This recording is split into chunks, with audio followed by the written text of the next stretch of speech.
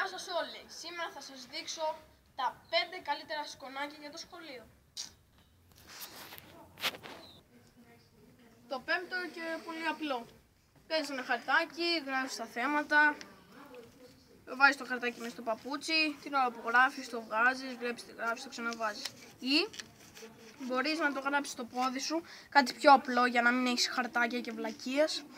Το γράφεις εδώ πέρα, τσακ, βλέπεις, γράφεις 20. Το τέταρτο και πολύ απλό, παλάμι, γράφεις, την ώρα που γράφεις παλάμι, ανοίγεις, βλέπεις, κλείνεις 20. Το τρίτο και πολύ ευφυές, παίρνεις το σκονάκι σου, έχεις ένα μπουκάλι σίγουρα στο θρανίο σου. Παίρνεις, το βάζεις κάτω από την ετικέτα, το ξανακολλάς, το αφήνεις εκεί έτσι όπως βλέπεις, δηλαδή και κανένα στο μπουκάλι σου, βλέπεις τι γράφει, γράφεις μετά 20. Το δεύτερο σκονάκι, παίρνεις το χαρτάκι που έχεις γράψει αυτά που θες, το αφήνεις στο πάτωμα, το πατάς, λες πω τι να γράψεις, κάνεις έτσι, επιφύτηση, γράφεις μετά 20. Το πρώτο, το καλύτερο, το πιο φανταστικό, το σκονάκι του φακέλου. Όλοι οι μαθητές έχουν φυσικά μια τσάντα και λογικά ένα διαφανές φάκελο.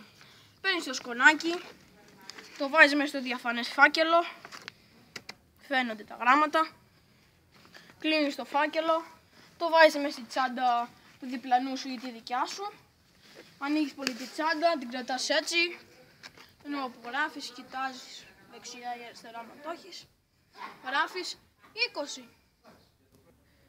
Και να ξέρετε, για να κάνεις ένα σκονάκι πρέπει να είσαι τεχνίτης, μαραγκός, ξενοδόχος του σκονακιού. Άμα σας άρεσε το βίντεο, κάντε subscribe. Άμα δεν σας άρεσε, κάντε subscribe. Άμα σας άρεσε και δεν θέλετε να κάνετε subscribe, κάντε subscribe.